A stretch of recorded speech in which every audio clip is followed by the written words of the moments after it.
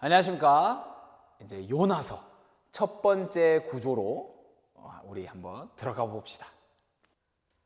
자, 첫 번째 구조는 뭐였죠? 하나님의 명령입니다. 일단 말씀을 함께 보도록 하겠습니다. 여호와의 말씀이 아미떼의 아들 요나에게 임하니라. 이르시되 너는 일어나 저 큰 성읍 니느웨로 가서 그것을 향하여 외치라. 그 악독이 내 앞에 상달되었음이니라 하시니라. 오늘은 이 말씀만 가지고 함께 지난 첫 번째 제가 올렸었던 영상 말씀 읽으면 네 가지를 발견할 수 있다고 했는데 그 네 가지를 함께 발견해보고 또한 결과적으로 이 말씀이 무엇을 전해주고 싶은지 그리고 오늘의 나에게는 무엇을 적용해야 되는지 함께 알아가고자 합니다. 첫 번째 구조인 하나님의 말씀, 하나님의 말씀이 임하는 이 구조를 통하여서 무엇을 우리에게 알려주고 깨닫게 해주고 싶은지 한번 같이 출발해 봅시다. 발견할 수 있는 네 가지 무엇이었죠? 첫 번째로는 삼위 하나님에 대해서 알 수 있고, 두 번째로는 사람에 대해서 알 수 있고, 세 번째로는 성경이 전하고자 하는 바, 성경이 말하고자 하는 바에 대해서 알 수 있으며, 마지막으로는 회복에 대해서 알려준다고 했습니다. 첫 번째입니다. 첫 번째로는 삼위 하나님입니다. 삼위 하나님.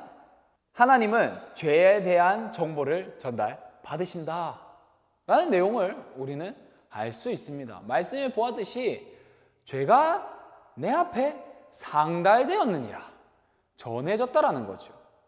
결국 하나님은 죄를 전해 들으신다라는 겁니다. 하나님은 죄에 대한 내용을 알고 계신다라는 거예요. 그 말은 무엇으로 다르게 표현한다면 죄는 하나님 앞에서 드러나게 되어 있다는 겁니다. 하나님 앞에 나타나게 되어 있다는 겁니다.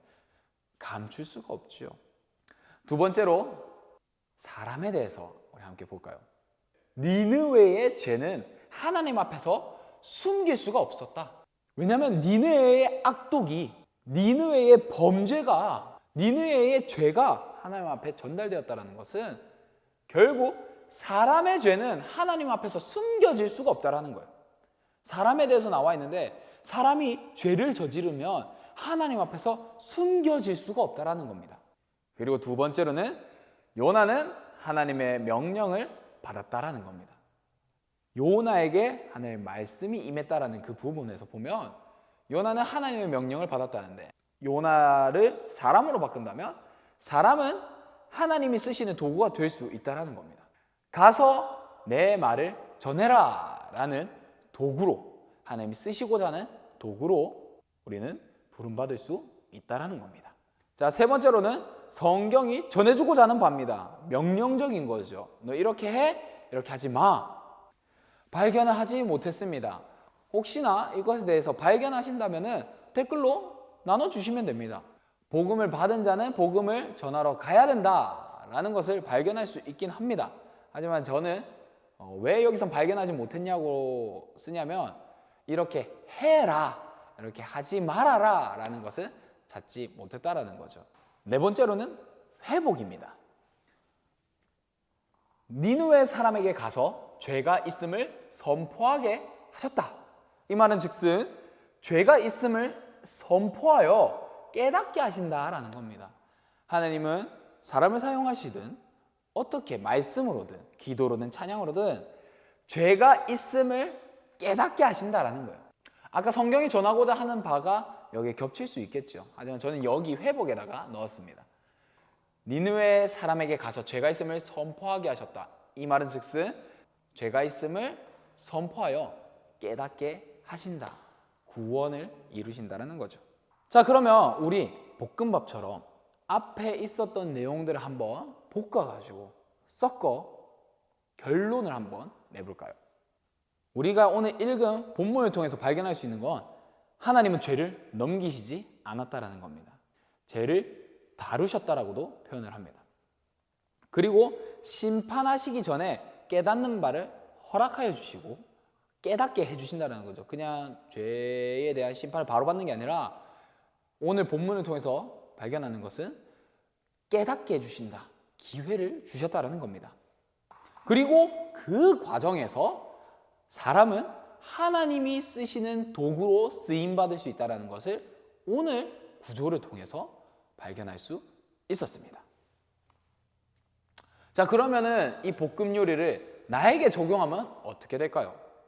그 내용은 그냥 읽고 공부해 보니 그리고 분석해 보니 나온 거고, 그래서 나에게는 이것을 어떻게 적용할 수 있을까요?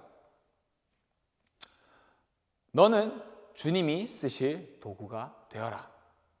이 구조를 묵상하면서 떠오르는 말씀이 있었습니다. 바로 로마서 6장 13절 말씀인데요. 불의의 무기가 아닌 의의 무기로 나를 쓰는 것. 하나님께서 부르실 때 내가 쓰임받을 수 있는 것. 그리고 불의를 남기는 것이 아니라 죄를 깨닫게 하고 죄를 해결하는 하나님의 도구로 쓰임받는 의의 무기로 쓰임받는 것. 그것이 나에게 주는 말씀이었습니다. 너는 주님이 쓰실 도구가 되어라. 오늘도 우리는 주님이 쓰실 도구로 쓰임받을 겁니다. 오늘도 우리는 하나님이 쓰시는 도구로 부름받을 것입니다. 주님이 주신 이 복음을 다른 사람들에게 전하는 것. 그것이 오늘 본문을 통해서 하나님의 명령이라는 그 구조를 통해서 받은 제 말씀이었습니다. 그러면 또 다음 시간에 다음 구조를 통해서 함께 요나서를 더 깊게 알아가는 시간을 가졌으면 좋겠습니다. 안녕.